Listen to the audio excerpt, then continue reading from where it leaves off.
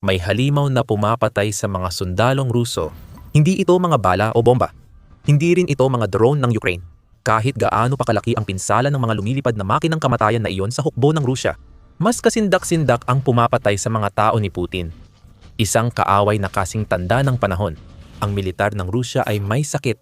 Literal, nilalamon ng zombie plague ang mga puwersa ni Putin habang tinatarget ang pinakamahinang bahagi ng katawan ng Ruso, ang mga mata. Isipin natin na isa kang sundalong Ruso sa ngayon. Nakadeploy ka sa harapan at nagulat ka na parang napakaluma ng mga taktika ng inyong bansa. Walang pinagsamang pag-atake gamit ang puwersang panghimpapawid at panlupa ng Russia.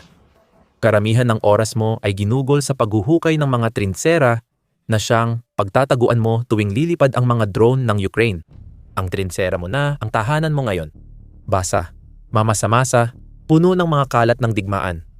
At hindi talaga komportable.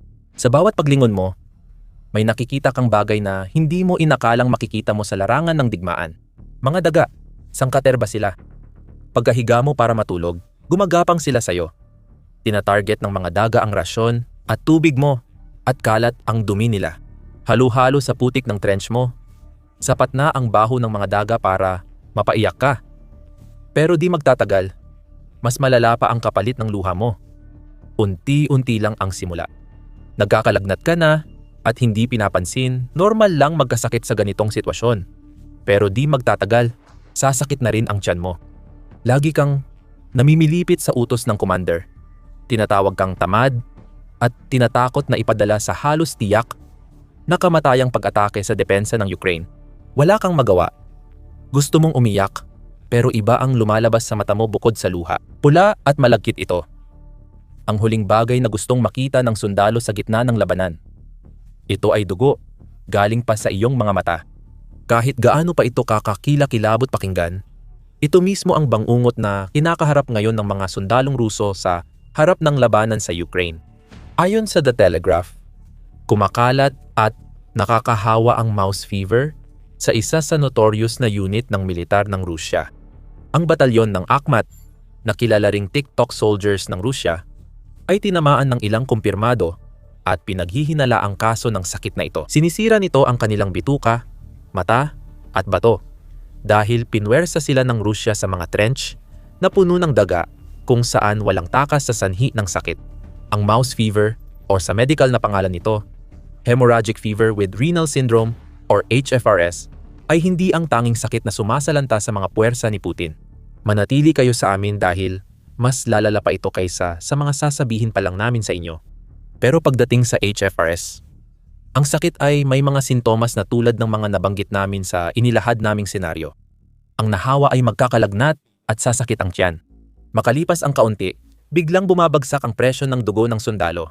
Kung hindi agad maagapan ang sakit, literal na magsisimulang lumabas ang dugo mula sa mga mata ng sundalo na para bang isa siyang nilalang mula sa isang pelikula ng zombie.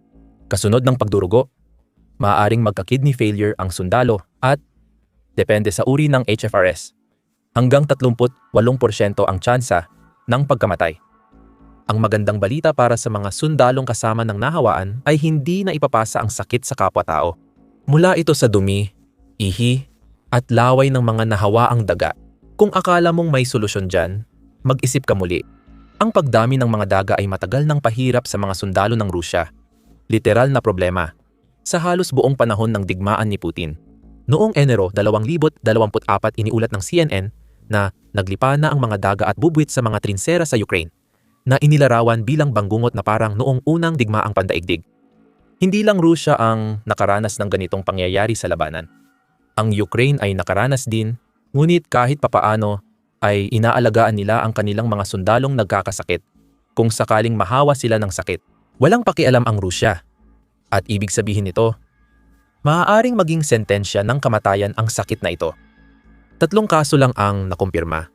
Pero ayon sa Airfinity, posibleng mas marami pang di nadidiskubreng kaso dahil sa limitadong access sa medikal at galaw ng unit na magdudulot ng mas malawak na pagkalat at pagkaantala sa operasyon ng Rusya kaugnay ng mouse fever.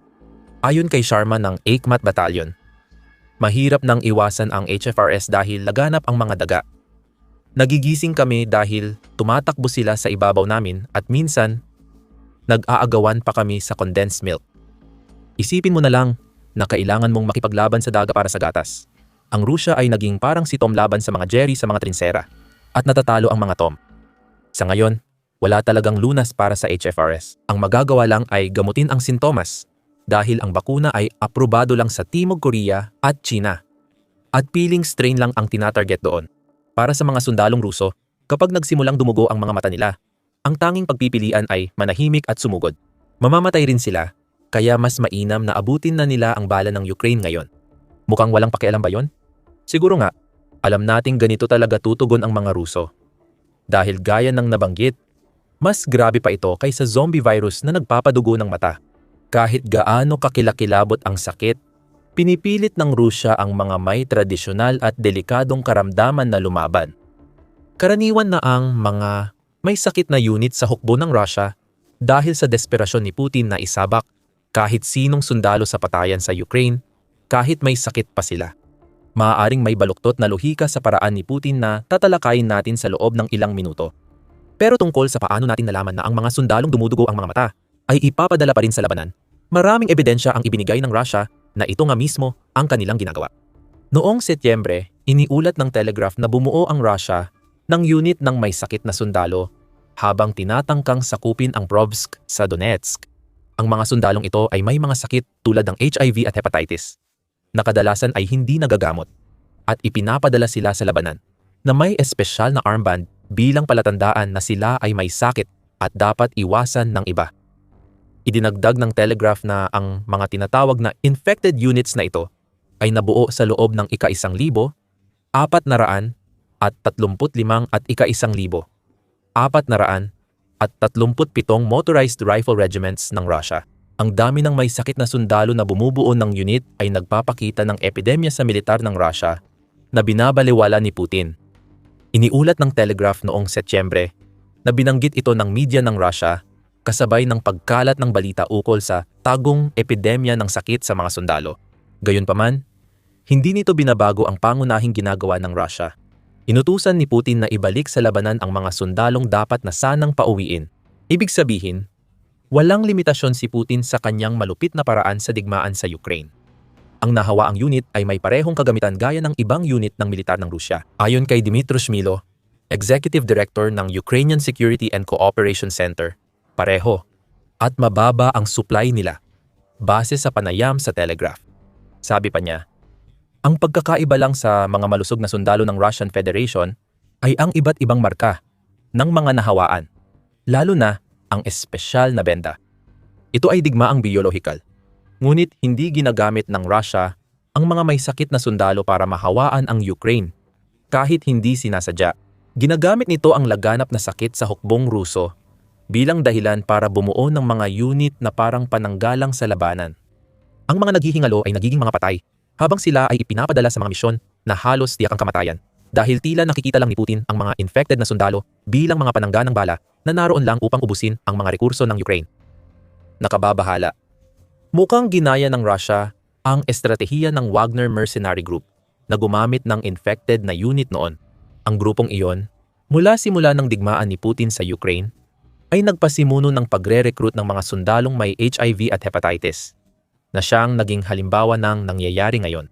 Minsan, inalok ang mga sundalo ng antiviral na gamot kapalit ng pagsunod sa utos. Maaaring sabihin ng Russia na ang Wagner ay kumikilos sa labas ng karaniwang estruktura ng militar ng Russia. Mali ang pahayag na iyon dahil madalas tumulong ang Wagner sa militar ng Russia. Pero wala na ring saysay ang pahayag na iyon ngayon. Ang Wagner ang gumawa ng modelo, sinusunod na ito ni Putin. Ayon sa Novaya Gazeta, nagiging epidemya ito at maaring magdulot ng malaking epekto dahil hindi lang sundalong may sakit ang inilalagay ng Russia sa mga unit na may impeksyon. Ang mga dating malulusog na sundalo sa harapan ay nahawa na rin sa sakit mula sa mga kasama nila. Iyon pa lang ay binago na yun ang lahat. Pinapanood mo ngayon ang The Military Show kung saan buong detalye ang ibinibigay, hindi lang headlines. Mag-subscribe para lagi kang updated sa balita. Ngayon, ang militar ng Rusya ay ibang-iba sa ginagawa ng Wagner. Nag-recruit ang Wagner ng mga sundalong may sakit Ang Russia naman, tila ginagawa silang may sakit.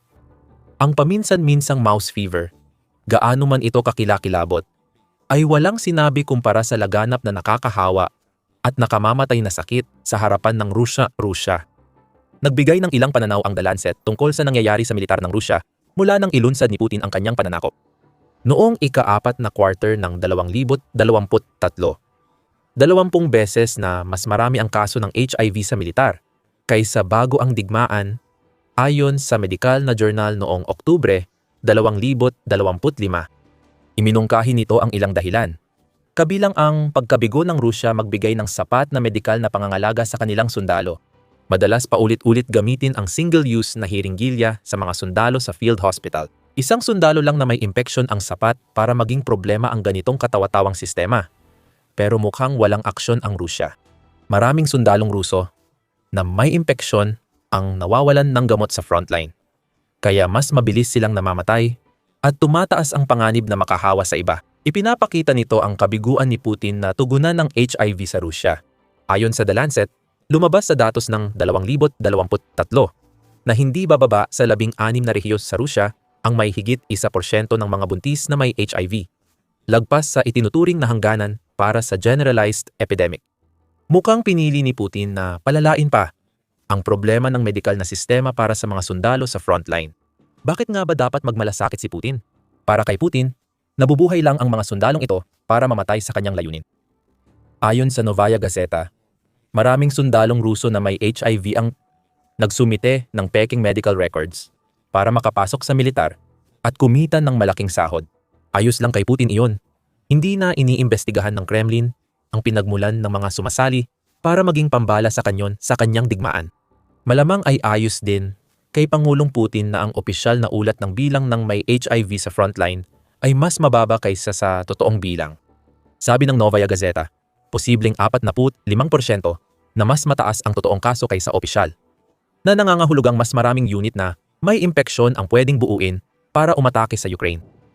Malupit at walang pakiramdam si Putin, lalo na habang desperado siyang maghanap ng mas maraming tao dahil sa kabiguan ng estratehiya ng Russia sa digmaan. Ayon sa Novaya Gazeta, kinuha ng Russia ang mga sundalong may impeksyon dahil sa desperasyon. At baka wala nang mas tamang tawag dito.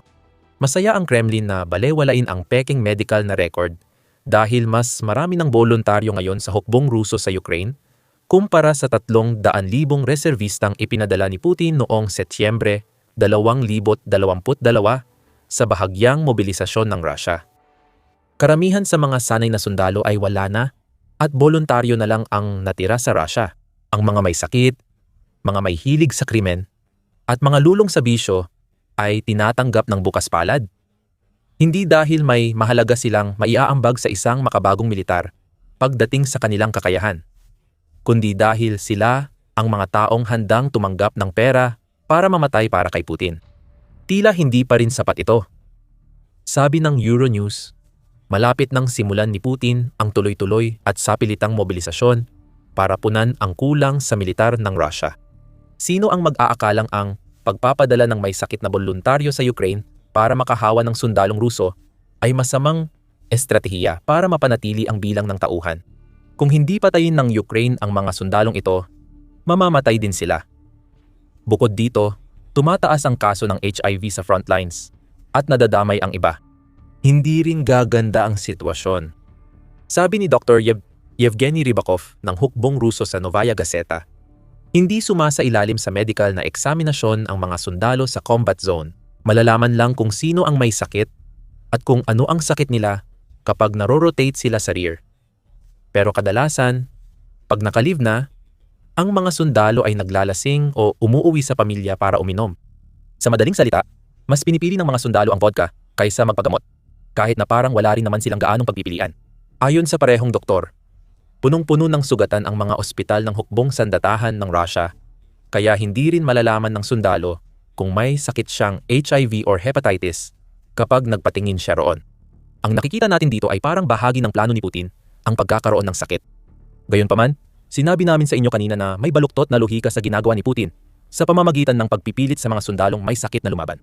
Kasuklam-suklam ang planong ito, pero maari nitong makuha ang nais ni Putin sa Ukraine. Simple lang ang ideya. Ang may sakit na sundalong Ruso pwedeng makahawa sa mga Ukrainyano. Para sa mga sundalo ng Ukraine, hindi lang bala at drone ang peligro mula sa mga may sakit na sundalong Ruso. Lagi ring delikado ang malapitang kontak. Lahat ng natapong dugo o likido ng katawan na dumikit sa sundalong Ukrainyano ay maaaring magdulot ng impeksyon. Hindi maiiwasan ang malapitan labanan kapag nililinis ng mga sundalo ng Ukraine ang trintsera at gusali. Hindi rin nakakatulong ang armband ng mga tauhan ni Putin na puno ng sakit. Oo, maaaring makilala ng mga sundalo ng Ukraine kung sino ang may sakit, pero kailangan pa rin nilang labanan ang mga tropang iyon. Kung hindi nila gagawin, magkakaroon ng pagkakataon ang mga may sakit na sundalo na patayin sila muna. Kahit nakakatakot na ang ideyang ito, lalo pa itong lumalala. Sa pakikipag-usap sa European AIDS Treatment Group, sinabi ng direktor ng HIV charity ng Ukraine na 100% life, si Valeria Rachinska, na nanganganib din ang mga Ukrainian na naninirahan sa sinakop na teritoryo. Maaaring may tahimik na epidemya ng HIV na ngayon ay lumalaganap sa mga lugar tulad ng Luhansk, kung saan ang pagsusuri para sa kondisyong ito ay hirap na bago pa man salakayin ni Putin. Ang epidemya ay lumalala dahil sa mga sundalong Ruso na may HIV na nanggagahasa sa mga babaeng Ukrainian na napipilitang mag-sex work para mabuhay. Problema rin ang kakulangan sa gamot at posibleng pagtaas ng paggamit ng droga sa mga sibilyang Ukrainian. Nawasak ang mental na kalusugan dahil sa pananakop ng Russia. Para sa kahit sino pa man, ito ay magiging labis na brutal na mahirap paniwalaan. Para kay Putin, isa itong dagdag na benepisyo na kasama sa pagpapadala ng kanyang mga may sakit na sundalo sa Ukraine. Ang problema ni Putin ay kahit gaano pa kasama ang benepisyong ito, hindi nito natatabunan ang katotohanang unti-unting kinakain ng sakit ang hukbo ng Russia mula sa loob. Ayon sa simpleng lohika, ang isang may sakit na sundalo, lalo na kung dumudugo ang mga mata, ay hindi magiging epektibo kapag humarap sa depensa ng Ukraine. Kapag tinitingnan ni Putin ang mga ito bilang pambala sa kanyon, maaaring hindi niya ito makita bilang malaking issue. Gayunpaman, hindi maitatago ng leader ng Russia ang katotohanan na pinapatay ng Ukraine ang kanyang mga sundalo sa pinakamataas na bilang. Tinatayang 30,000 sundalo ng Russia ang napatay ng mga drone ng Ukraine noong Enero. Kaya mapapaisip kung ilan ang may sakit at ilan ang posibleng nabuhay kung nasa maayos silang kalagayan. Baka mas nababahala si Putin sa epekto ng pag-uwi ng mga may sakit na sundalo sa Russia. Bagamat inaasahan silang mamatay, lalo na sa isipan ni Putin, marami ang hindi namamatay. Lalo na ito para sa mga sundalong nahawaan sa labanan at hindi nila alam. Hindi matukoy kung ilang nagbabalik na sundalong Russian ang may nakamamatay na sakit na lalo pang nagpapahirap sa Russia. Sa totoo lang, ito ay isang bansa kung saan mas mababa sa 50% ng mga pasyenteng may HIV ang tumatanggap ng gamutan para sa kanilang kondisyon, ayon sa Carnegie Endowment. Mukhang hindi natataas ang porsyento kapag bumalik na ang mga sundalong may impeksyon sa Russia. Ngayon pag-isipan mo ito. Sa kasalukuyan, ang bansa ay humaharap sa isang krisis sa populasyon. Bumaba ang birth rate ng bansa sa 1.4 na bata kada babae sa pagtatapos ng 2025, malayo sa 2.0 na kailangan ni Putin. Sabihin na nating matapos na bukas ang digmaan sa Ukraine, daan-daang libong kalalakihan ang babalik sa Rusya at kung masusunod ang gusto ni Putin, marami sa kanila ang magsisimulang bumuo ng pamilya na hindi nila nagawa noon dahil sa pananakop. Lumalaki ang problema dahil walang paraan para matukoy kung ilan sa mga nagbabalik na sundalo ang may sakit gaya ng HIV. Ang makitid na pananaw ni Putin sa pagpayag na kumalat ang sakit sa frontline ay maaring magdulot ng hinaharap na mapipilitan ang mga Ruso na sumugal sa pagkakaroon ng mga anak na posibleng mahawa rin. Marami na tayong napag-usapan tungkol sa kung paano nilalamon ng sakit ang hukbong sandatahan ng Rusya sa kasalukuyan. Ito ang hinaharap, panahon na tapos na ang digmaan sa Ukraine at bumalik ang mga nakaligtas na may sakit. Marami sa kanila hindi alam na may sakit sila at walang paraan para malaman ito. Iyan ang dapat ikabahala ni Putin. Sinira na niya ang sariling militar sa kahibangan niyang hayaan ang sakit na lipulin ang mga sundalo. Hindi niya alam, nagtanim na pala siya ng binhi ng epidemya na posibleng sumira sa Rusya sa mga susunod na dekada. Kumalat na sa hukbong Ruso ang pinakamatandang kaaway sa mundo. Maaaring sumunod ang inang bayan. Sa krisis ng populasyon sa Rusya, hindi makakatulong ang paparating na dagsa ng sundalong nahawaan sa lumalalang bilang ng bansa. Isang siglo ng dalamhati ang haharapin ng Rusya dahil sa digmaang pinasimulan ni Putin na nagpapalala sa matinding problema na hindi basta-basta mawawala. Kung nais nyo pang malaman, panoorin ang aming video tungkol sa kung paano inilagay ni Putin ang kanyang bansa sa kapahamakan sa susunod na 100 taon. At kung nagustuhan mo ang video na ito, huwag kalimutang mag-subscribe sa The Military Show para hindi mo mapalampas ang mga ganitong uri ng pagsusuri kapag na-upload sa channel. At maraming salamat, gaya ng dati, sa panonood.